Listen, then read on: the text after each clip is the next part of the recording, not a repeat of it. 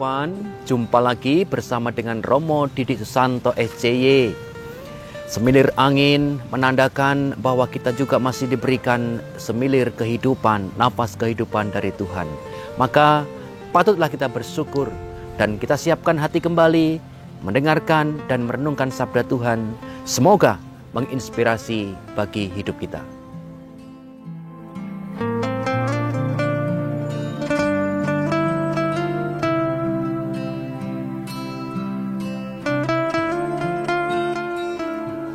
Saudara-saudariku yang dikasihi Tuhan, hari ini Minggu 10 Oktober 2021, Pekan Biasa ke-28.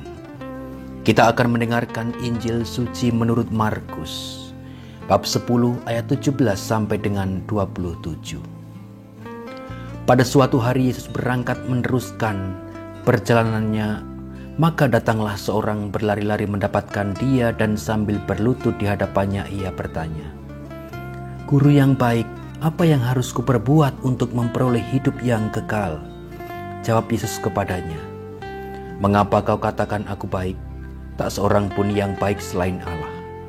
Engkau tentu mengetahui segala perintah Allah. Jangan membunuh, jangan berzina, jangan mencuri, jangan mengucapkan saksi dusta, dan jangan mengurangi hak orang.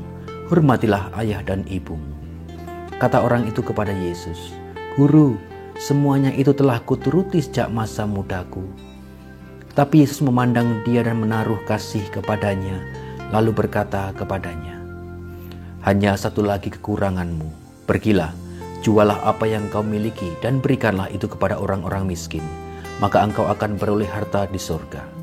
Kemudian datanglah kemari dan ikutlah aku." Mendengar perkataan Yesus, orang itu menjadi kecewa, lalu pergi dengan sedih, sebab banyaklah hartanya. Lalu Yesus memandang murid-murid di sekelilingnya dan berkata kepada mereka, "Alangkah sukarnya orang yang beruang masuk ke dalam kerajaan Allah." Murid-murid tercengang mendengar perkataan itu, tapi Yesus menyambung lagi, "Anak-anakku, alangkah sukarnya masuk ke dalam kerajaan Allah. Lebih mudah seekor unta melewati lubang jarum daripada seorang kaya masuk ke dalam kerajaan Allah." Para murid semakin gempar dan berkata kepada yang lain, "Jika demikian, siapakah yang dapat diselamatkan?" Yesus memandang mereka dan berkata, "Bagi manusia hal itu tidak mungkin, tetapi bukan demikian bagi Allah. Sebab bagi Allah segala sesuatu adalah mungkin." Demikianlah sabda Tuhan. Terpujilah Kristus.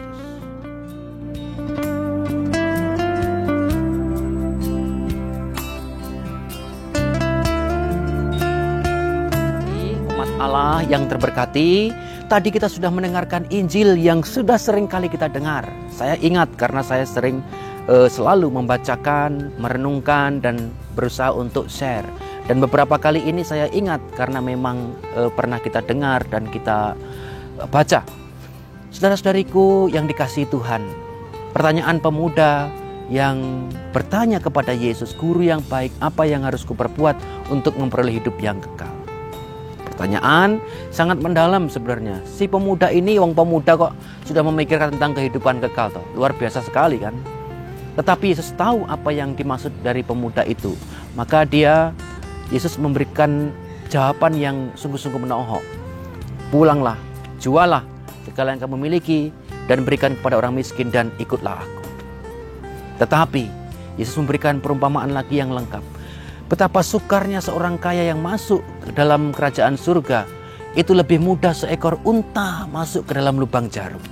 Ya otomatislah para murid lalu mereka protes, bertanya, "Kalau demikian siapa yang bisa masuk ke dalam kerajaan surga?"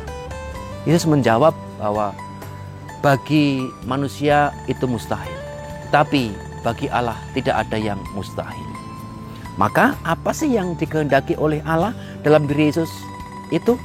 Ketika Yesus menghendaki agar seseorang, entah itu kaya, entah itu miskin, yang mengatasnamakan itu, Yesus tidak mau bahwa orang-orang umat beriman yang mengikuti dia sungguh-sungguh masih sangat lekat dengan hal-hal duniawi, masih sangat lekat dengan dirinya sendiri, kepribadiannya, keegoisannya, merasa dirinya benar, ketidakpeduliannya, cuek, acuh tidak acuh.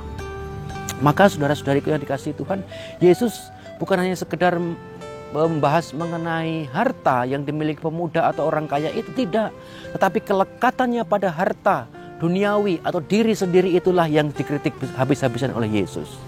Di lain perikopa, Yesus juga mengatakan apa kriteria orang itu melakukan sesuatu untuk aku. Yesus mengatakan, apa yang kau perbuat bagi saudaraku yang paling hina ini kau lakukan untuk aku. Paling hina, ya, melakukan orang yang paling hina, bahkan yang dibenci, yang disingkirkan, yang sungguh-sungguh mereka diasingkan.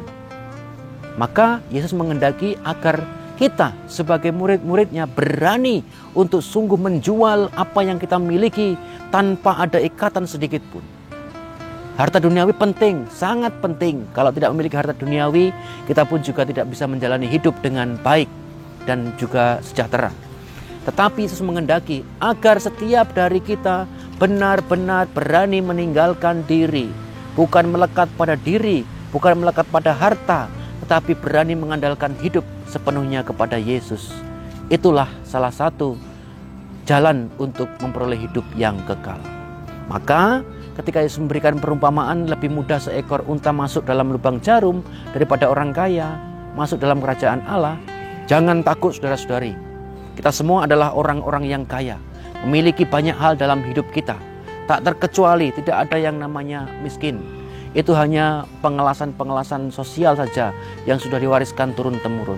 Tapi dalam diri kita semua adalah orang-orang yang kaya. Kaya akan kasih karunia, kaya akan berkat yang mungkin bisa kita bagikan kepada siapapun juga tanpa kita merasa memiliki apapun.